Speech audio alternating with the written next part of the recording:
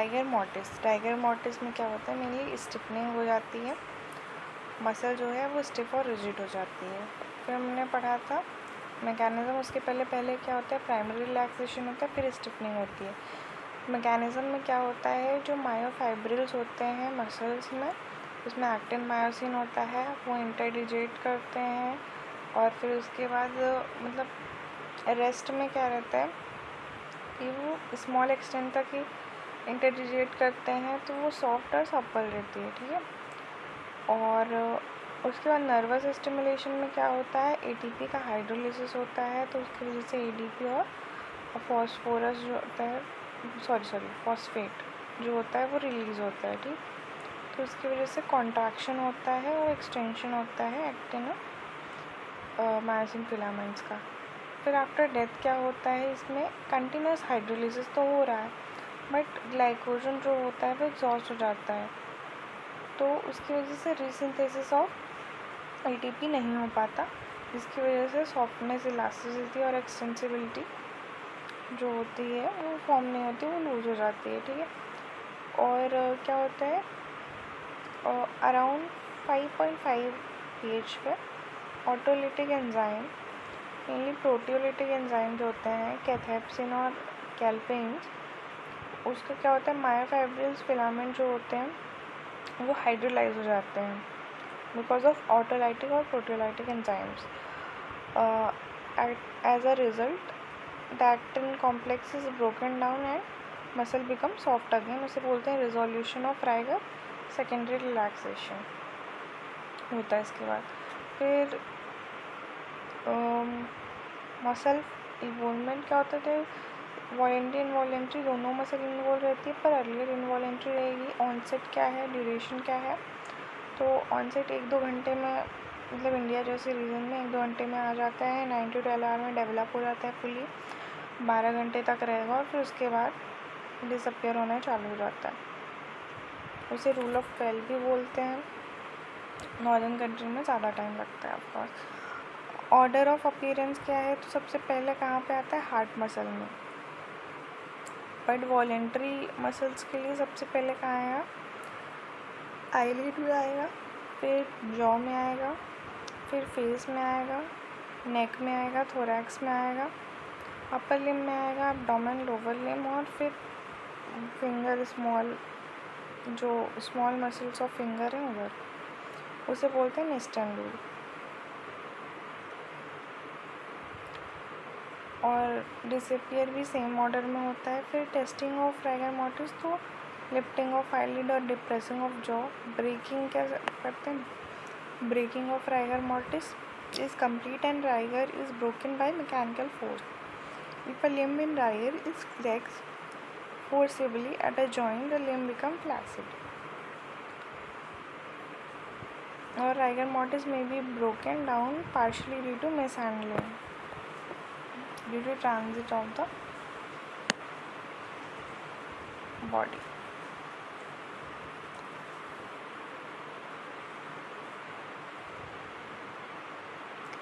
Effect क्या है rigor mortis का, तो there is a goose skin appearance of the body due to rigor mortis of the erector prime muscle.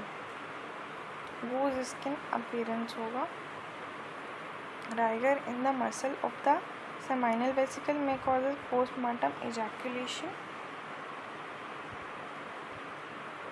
The iris is also affected so that antemortem constriction and dilatation is modified.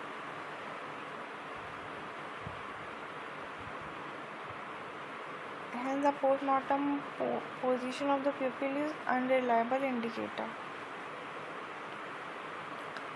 Or contraction of the heart muscle due to rigor mortis should not be mistaken for myocardial hypertrophy.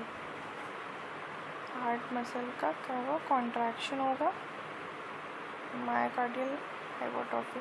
Rigor mortis in the uterine muscle can not expel the fetus from the, ये आ सकता है अपना MCQ, क्योंकि पहला क्या हुआ, there is a goose skin appearance due to rigor mortis of the erector pili muscle. Erector pili muscle का जब राइगर मोर्टिस होगी तो गूज स्किन अपीयरेंस दिखेगा। यही सेमाइनल वेसिकल में होगा तो इजैकुलेशन हो जाएगा, पोस्टमार्टम इजैकुलेशन। आइरिस में होगा तो कॉन्स्ट्रिक्शन और डायलिटेशन मॉडिफाइड हो जाएगा आइरिस का। Contraction of the heart muscle होगी जो कि मायोकार्डियल हाइपरट्रॉफी से मिस्टेकन हो सकती है। बट यूटेराइन जो मसल है कॉन्ट्रैक्शन वो एक्सपेल नहीं करेगा फीटस को फ्रॉम द बॉन। ठीक है, तो हमने स्किन देखा, फिर हमने सेमाइनल वेसिकल देखा, आई देखा, हार्ट मसल देखा। स्किन, आई, हार्ट मसल, सेमाइनल वेसिकल्स और यूट्रस। फिर क्या है, फैक्टर्स अफेक्टिंग राइगर मॉर्टिस। तो इन्वायरमेंट में टेम्परेचर क्या है, at high temperature rigor mortis comes early and passes off early. In cold temperature it comes late and stays longer. इसका reason वही ATP डिप्लेशन है। Muscular activity, violent exercise prior to death may hasten the onset as well as disappearance of rigidity. Cause of death and condition of the body, age, build it come early and passes off early in emaciated and thin body, subject with weak musculature. In well-built subject with strong musculature it is well marked and come late and stays longer. Age, it is claimed that rigor mortis does not occur stillborn creature less than 7 months. उसने क्या पढ़ा, सबसे पहले environment का temperature कैसा होगा, और फिर उस muscular activity, cause of death and condition of the body, build कैसा है, एज कैसा है। ठीक है, इन्वायरमेंटल टेम्परेचर क्या है उसका, हाई टेम्परेचर में जल्दी आता है। क्यों, क्योंकि ऑटोलिटिक एंजाइम जो होते हैं वो ज़्यादा एक्ट करते हैं, मतलब एंजाइम ज़्यादा एक्ट करते हैं। मस्कुलर एक्टिविटी के लिए ATP depletion, violent exercise prior to death में हास्टन द ऑनसेट। फिर कॉज एंड कंडीशन, बिल्ड क्या है, एज क्या है।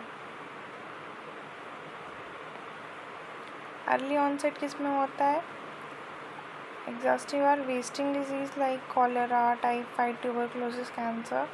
Violent death like cut throat, electrocution, fire arm, enlightening injury, poisoning with strychnine, organophosphate, insulin are seen. Fatigue or exhaustion, heat stroke. Late क्या है, एस्फेक्सिया, hemorrhage, cold refrigerate body, paralyzed muscle, pneumonia. Medico legal importance क्या है, तो rigor mortis is a sign of death,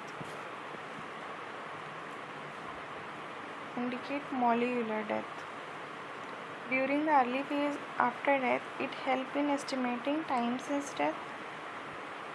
क्या indicate करता है, molecular death, time since death बताएगा। During summer if rigor mortis has not set in, death might have occurred within 2 hours. If the rigor mortis has involved the whole body, then death might have occurred between 12 to 24 hours back. In winter season, the above timing are roughly double. मतलब 2 घंटे बाद जो चालू होता है वो around 4 hours बाद चालू होगा। It indicate the position of the body at a time of death. क्या इंडिकेट किया, पहले तो मॉलिकुलर डेथ, फिर टाइम सिंस डेथ, फिर पोजीशन ऑफ द बॉडी। और condition which may imitate stimulate rigor mortis, cadaveric spasm, heat stiffening, cold stiffening and gas stiffening. बस एक बार ओवरव्यू देखेंगे सबका। तो कैडावेरिक स्पाज्म को इंस्टेंटेनियस राइगर भी बोलते हैं। डेफिनेशन क्या है, cadaveric spasm is a condition in which muscle of the body that were is an state of contraction immediately before death.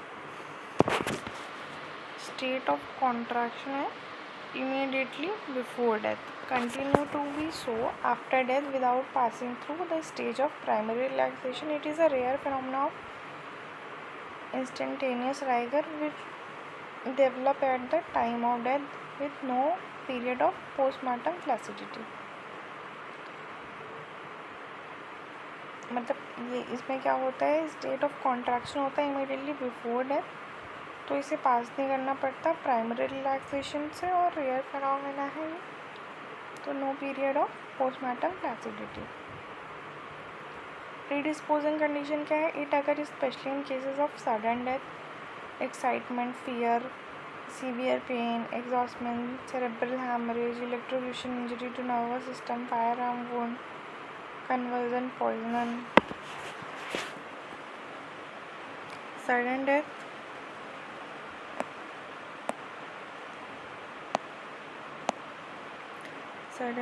हो, excitement, fear, severe pen, exhaustion, cerebral hemorrhage, electrocution injury to nervous system, firearm, heat and convulsion, poison, strychnine।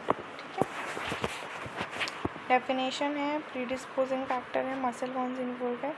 This spasm is primarily a vital phenomena. It originates by normal nervous stimulation. It is usually limited to a single group of voluntary muscles frequently involved in hand.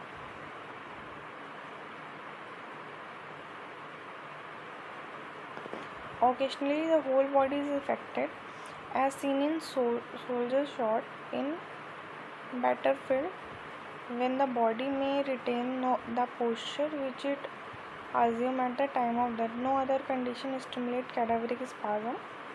A great force is required to overcome this stiffness.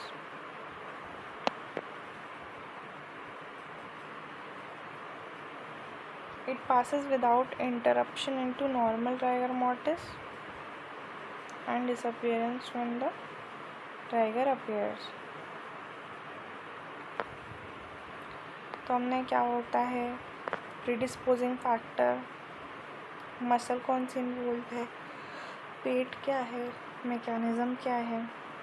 It is unclear but may be neurogenic.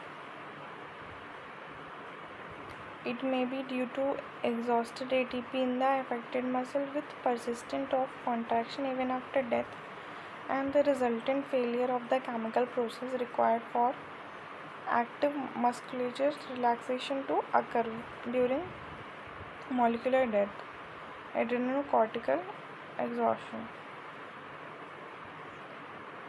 Unclear है, may be neurogenic, it may be due to exhausted ATP और एंड्रोकॉर्टिकल adsorption which empire रीसिंथेसिस of ATP. ठीक है। फिर है medico legal importance in case of drawing fire arm stab injury homicidal cases. In case of drawing, in case of fire arm injury, stab injury over an appropriate vital part of the body, the pistol knife may be firmly grasped in the victim's hand, which is a strong presumptive evidence of suicide.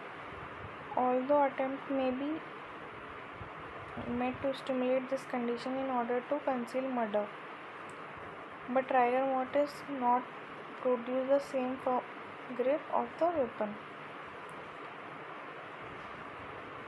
The disease may grab some part of clothing, button or hair.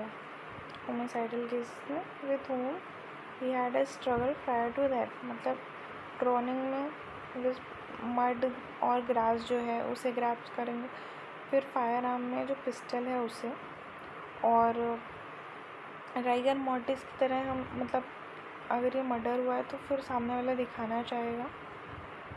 और homicidal cases में क्या है, clothing और button है ये सब है वो दिखेंगे। फिर है हीट स्टिफनिंग, सिनोनिम क्या है, पगलिस्टिक एक्टिव और